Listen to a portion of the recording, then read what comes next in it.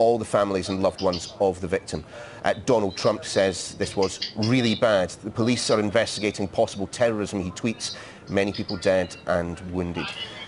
Hillary Clinton woke up to the, quotes, devastating news from Florida. As we wait for more information, my thoughts are with those affected by this horrific act.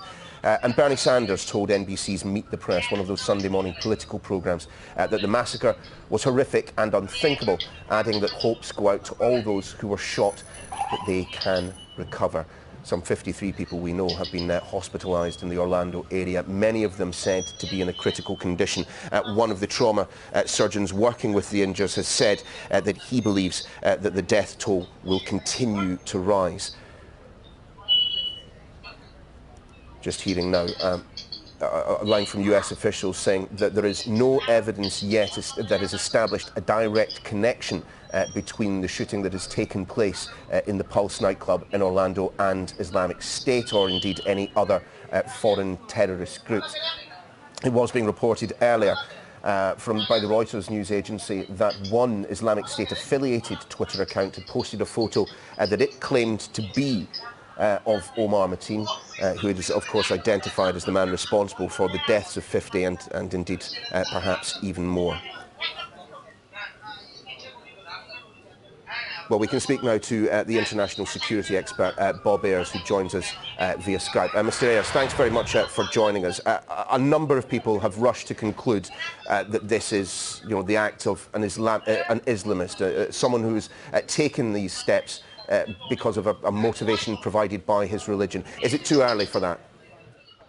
I think it's a little too early for that. What we're seeing already are indications that some people are going to spin the story for whatever their purposes may be. We just heard from an American congressman calling the weapon used a machine gun. Well, it wasn't a machine gun. It was an AR-15, which is a semi-automatic weapon. But he's calling it a machine gun because he's going to now be pushing for gun control. The information as to whether it was a hate crime, whether it was a crime perpetrated by someone who is just absolutely mad, or whether it was somebody who was inspired by their Islamic ideology, that's not sure or certain yet. Initial indications are that it probably was an ideologically motivated crime, but we'll find out more about that. What's going to be interesting is as the investigation continues, there will be more information uncovered that would have given people an indication that this man was going to commit this crime. And yet we'll find, as we find in every other crime like this, the people kept quiet about it. They didn't think he was going to do anything bad. They thought he was just blowing off steam.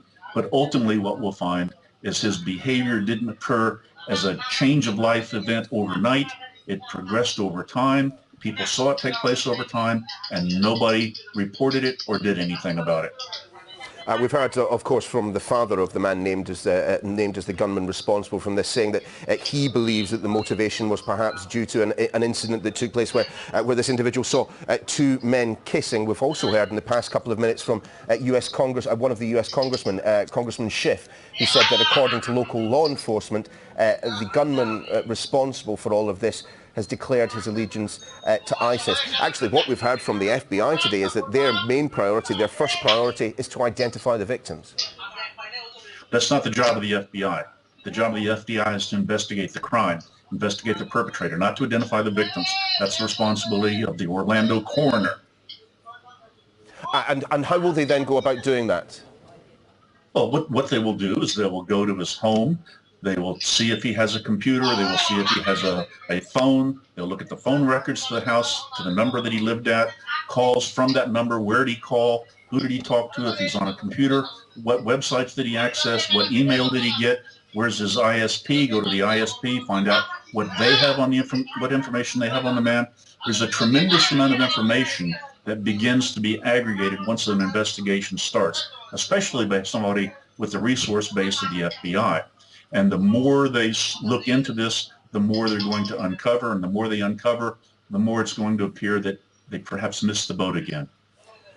What will the police and the FBI, the Sheriff's Department, what will they be doing inside that club at this particular moment?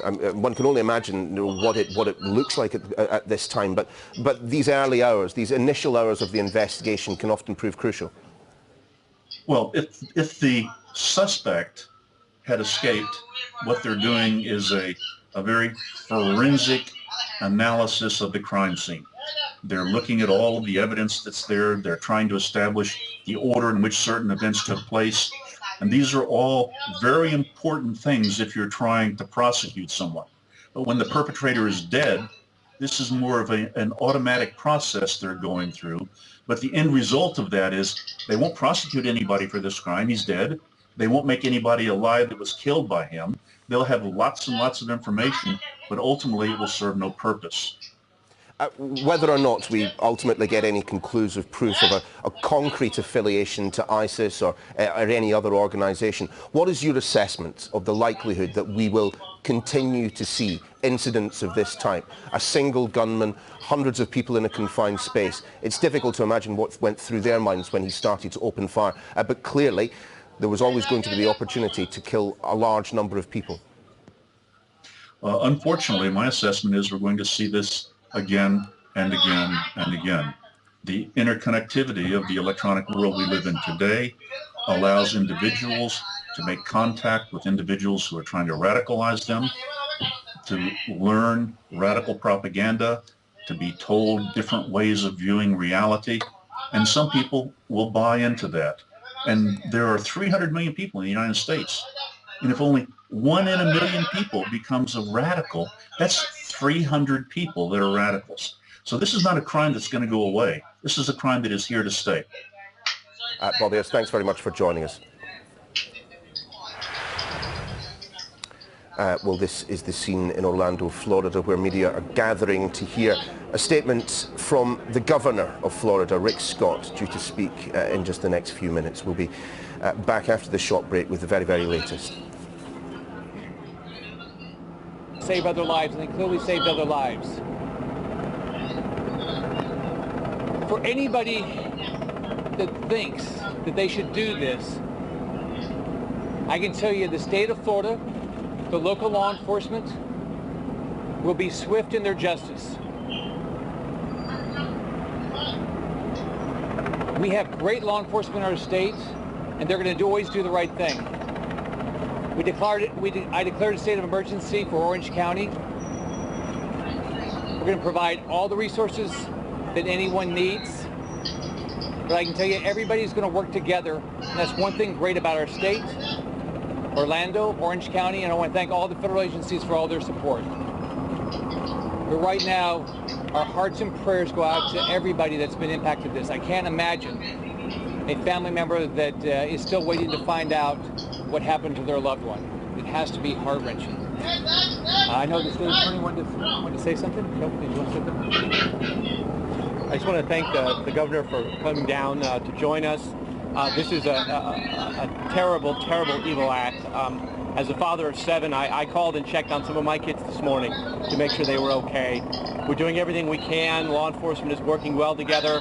Our victim advocates are helping out to see if we can help with families, and I just encourage everyone, as I did my staff, to please donate blood because we're going to need a lot of it. And I want to thank our local law enforcement officers for the amazing job they've been doing. Thank you, sir.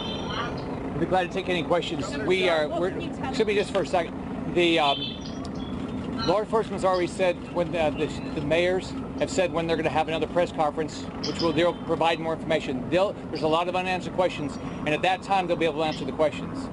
Governor Scott, was the suspect someone that was on your radar before? Were authorities in Florida aware of this suspect and any bad activity he may have been up to? I know there's a later press conference. Law enforcement will answer all those questions.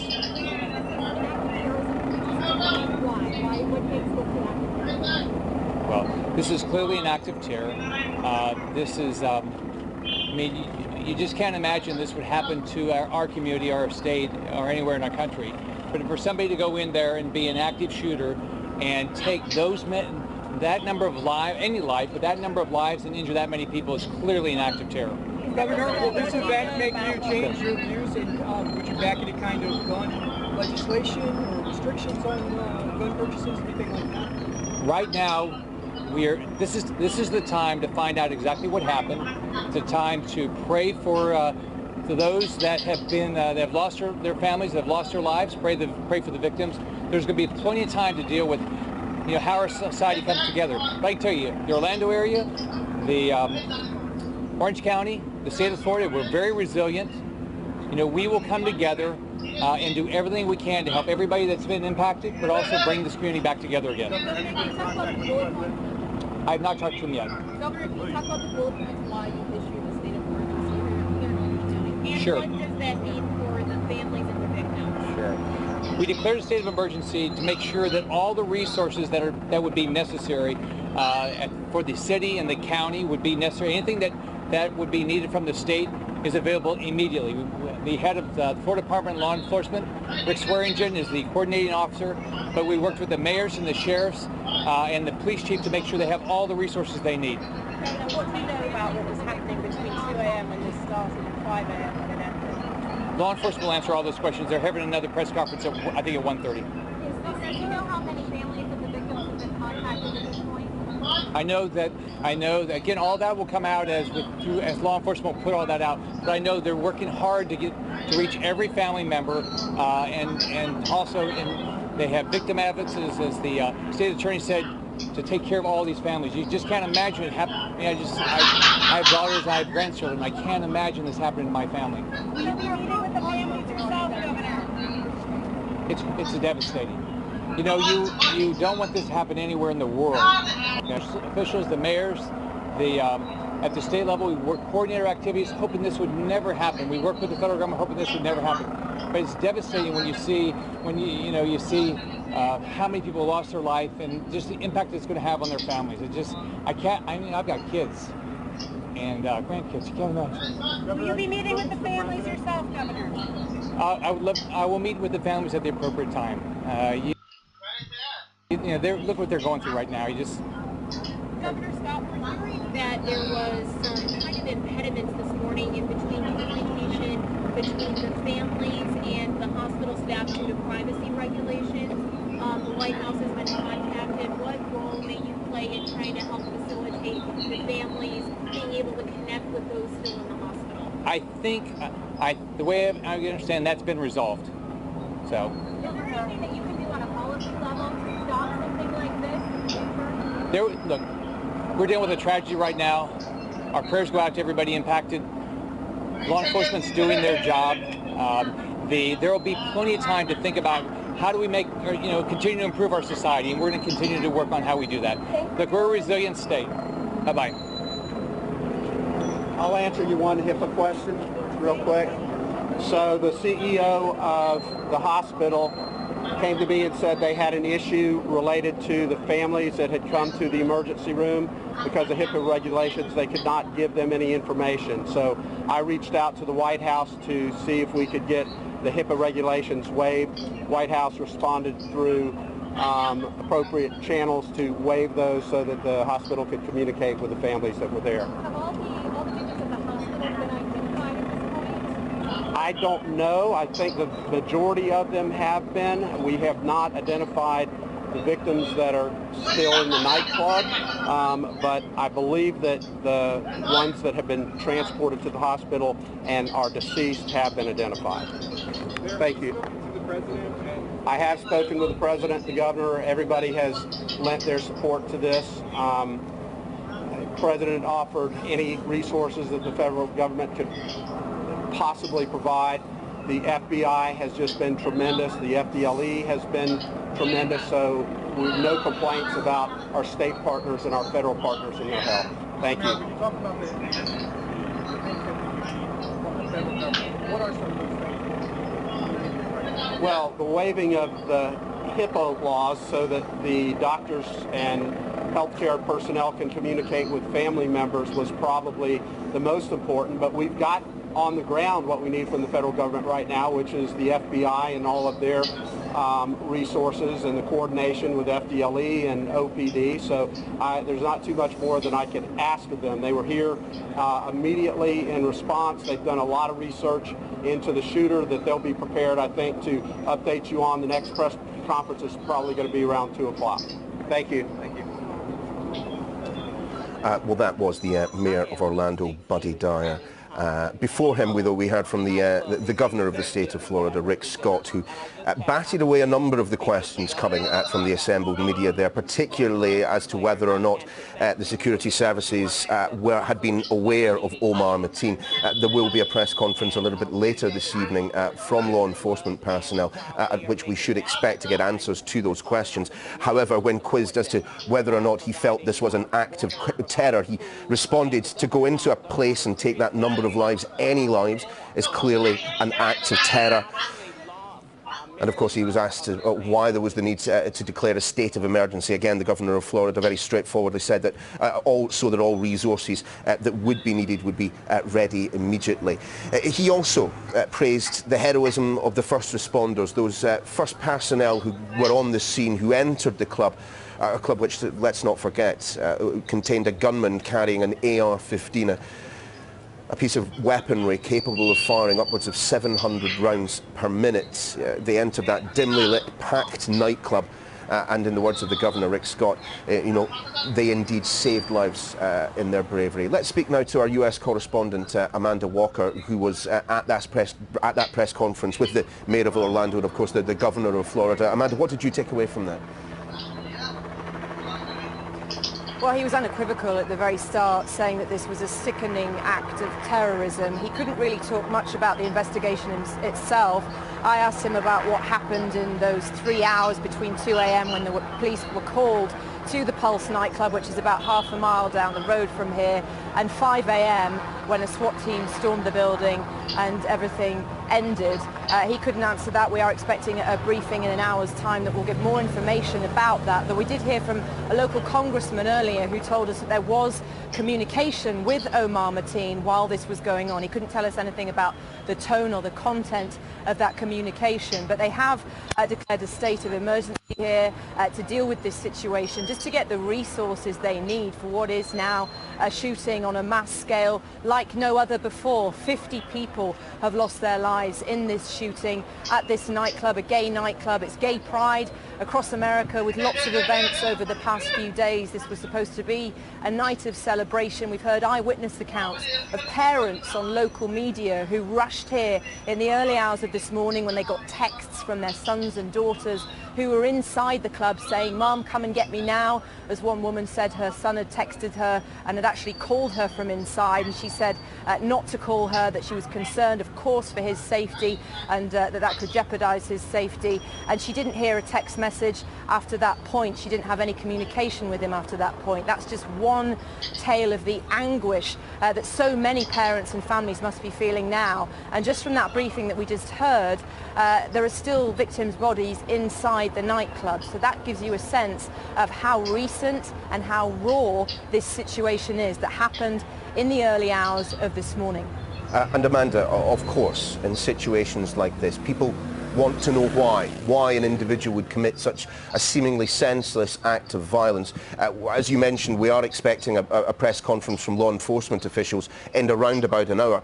But certainly the speculation has already begun that there is some form of Islamism at the core of this terrible, terrible crime. Yeah, I think it seems to have gone beyond speculation now. We are hearing from local officials. Bill Nelson, who's a Democratic senator, again spoke at this media point where news crews are flocking to now with the sense of the enormity of this situation. And he said, without doubt, there are links to terrorism here. There are links to ISIS, is what this Democratic senator said.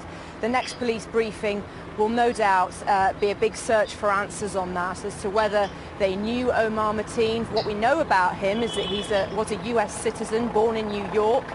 His job was as a security guard. He was married, not known to local law enforcement. He was living about 90 miles away, about 2 hours from here, so wasn't known to local law enforcement. We don't know if he was on any kind of terror watch list or if he was known to the FBI. That will be, of course, the focus now. Social media, as is so often the case, will play a key role in this, whether he had expressed any sympathies or any allegiances with groups like ISIS. There was a local imam here earlier at the first police briefing who said, please don't rush to conclusions. So there is obviously a concerted effort for conclusions not to be jumped to, but there are signs that are certainly pointing pretty strongly in the direction that this was an act of terror that may be related to Islamic extremism. That's what local officials who've been flocking to this media point have said, that their sources within the FBI, within local law enforcement, are telling them. But overall, police are urging to keep an open mind at this stage, purely because it is so raw. This happened so recently that they're trying to deal with a mass number of people who've lost their lives here. 50 people, that in itself is an enormous operation for them to try and handle. Amanda, we are now bringing our viewers live aerial pictures of the Pulse nightclub, where 50 people so far have been killed, 53 people hospitalised as a result of injuries. A black, nondescript building that gives very, very little hint as to the bloodshed that took place inside. Amanda, take us through the multi-agency investigation that now will be taking place. A whole host of individuals we've heard speaking at the microphones today. Tell us who exactly is doing what at the moment in Orlando, Florida. Well, of course, the initial response was local law enforcement. This started at 2 a.m. as reports of gunshots outside this nightclub. So local police were the first at the scene, and then they quickly realised that this has escalated into a hostage situation as this gunman went inside the nightclub. 3 hours passed. We don't know much about that period. We know that there was communication with Omar Mateen, the gunman inside. We don't know what was said between him and law enforcement. The FBI are now involved. They are leading the investigation here from the ground. We are expecting to hear from the police locally, from state police as well, and the FBI. We've been hearing from local politicians who've also been speaking to these multiple law enforcement agencies. And as soon as you enter the word terrorism into a situation like this, then it will always be dealt with on a federal level, because obviously they have more access to intelligence, potential intelligence about what network or affiliation may or may not have been linked in this case. They also have the resources that will be crucial. This is a huge operation. They have families who are still desperate for information. We heard from the governor of Florida there that a lot of families still don't know what has happened to their loved ones. The last some of them heard was text messages during the early hours of the morning, parents hearing from their children saying, "Come and get me," saying that they were in this situation, that they didn't think they were going to survive it. Unimaginable communications from their children who they'd last seen as they headed for a night out to this gay club.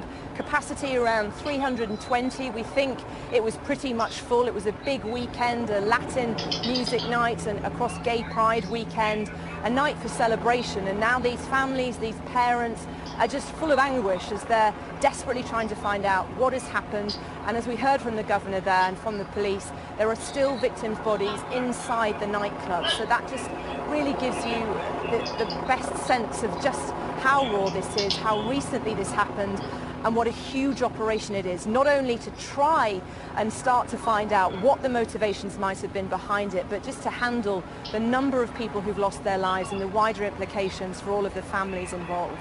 Amanda, for now, thanks very much. Well, these are aerial pictures of that nightclub, the Pulse nightclub, very popular with the gay community in Florida. And it is, as you can see, by no means a huge establishment. So if those figures are correct, in excess of 300 people there gathered to celebrate, to party, to meet friends. In walks a gunman carrying a weapon capable of firing in excess of 700 rounds a minute, opening fire in such tightly confined space. You can well imagine why the death toll has been so high. 50 people so far have been confirmed dead, 53 in hospital, some of them, many of them in fact, in a critical condition. It may even be the case that that death toll could have been far, far higher if, as we've been hearing, so many of them had not been able to find shelter, to find safety, and perhaps even find one or two of those exits, which you would find in a club like this. We've heard a lot of political reaction from the United States, of course, and days like this you'll always hear from senior British politicians as well. Jeremy Corbyn has tweeted, "Horrific news from Orlando, Florida. My thoughts are with the victims, families and friends." George Osborne has also taken to Twitter, "Appalled by the unspeakable events in Orlando. We stand with our friends against those who peddle hate and terror. Hashtag love wins."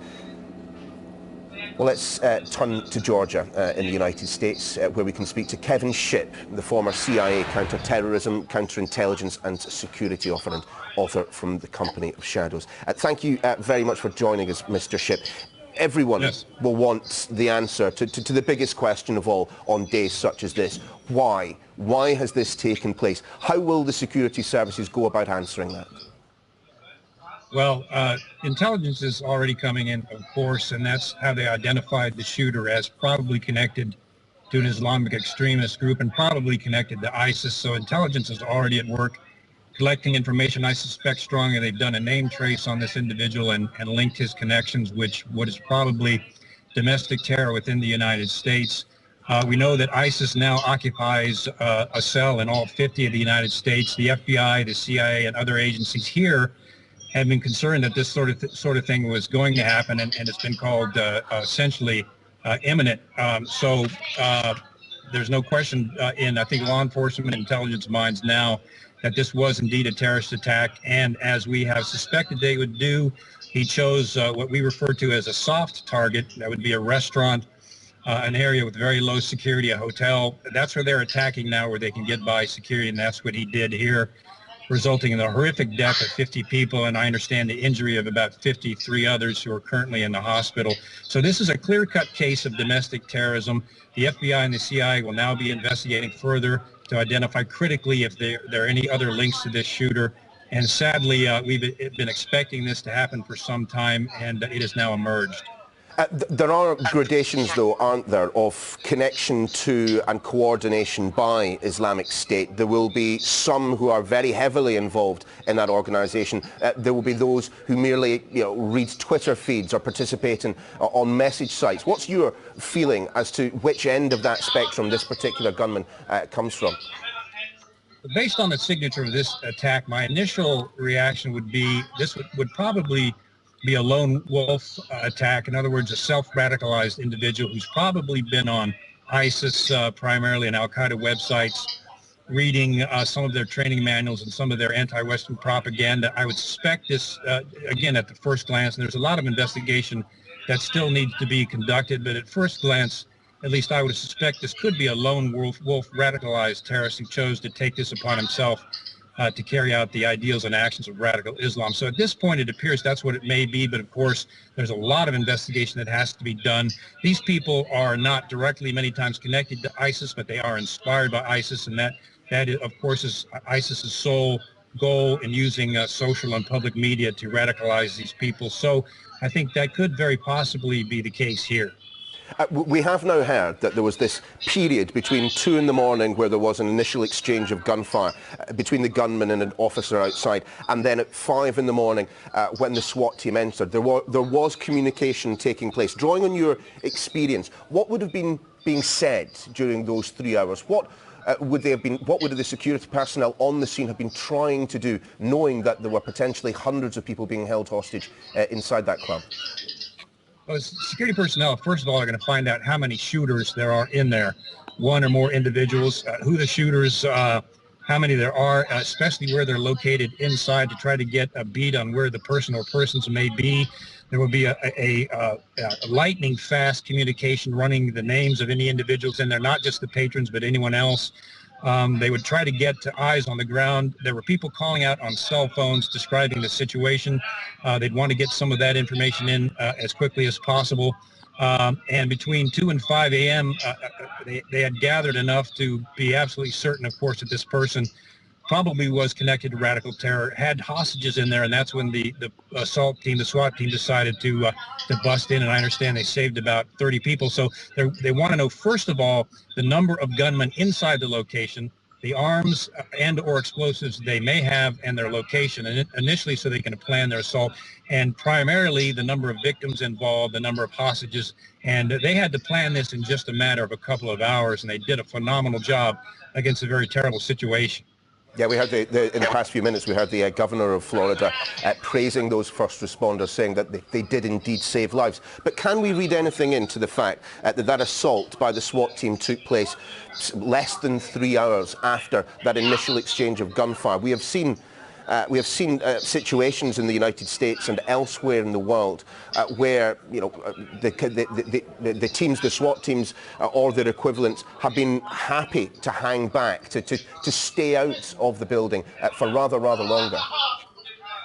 Yes, when it goes from an actual shooting situation to a hostage situation, then it will switch over to the hostage rescue team, and they'll bring in their intelligence experts and their hostage negotiators and the rest of the members of the team, and begin treating it as a hostage situation. And in other words, there are still people who are alive in there whose lives they have to take into consideration. Typically, that slows the whole operation down in an attempt to save the hostages before they break in and possibly risk more lives. So that's what transpired during those couple of hours, was switching to a hostage situation and trying to find the best way to save the people who were still inside.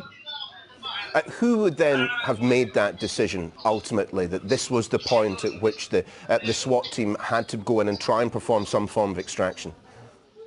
It would be the local FBI special agent in charge would make the final call as the federal law enforcement official on the scene involved. It would be the FBI special agent in charge who would make the decision to activate the SWAT team to go in and in an attempt to liberate the hostages. Kevin Schiff, former CIA counterterrorism expert, we do appreciate your time this afternoon. Thanks for having me. Well, we continue to look at these pictures, this aerial view of the Pulse nightclub, a very popular gay spot in Orlando in Florida, where over 300 people gathered last night to enjoy themselves, to have a good time on a Saturday night into a Sunday morning. We can see some of the law enforcement personnel and the crime scene investigators just conferring in the car park, just a short distance away from where perhaps as many as 50 people were shot down by a gunman said to be Omar Mateen, said perhaps to have allegiance to Islamic State. We are hearing we've heard in the past few minutes from the top Democrat on the Congressional Intelligence Committee that he has heard from local law enforcement that they believe the suspect had pledged allegiance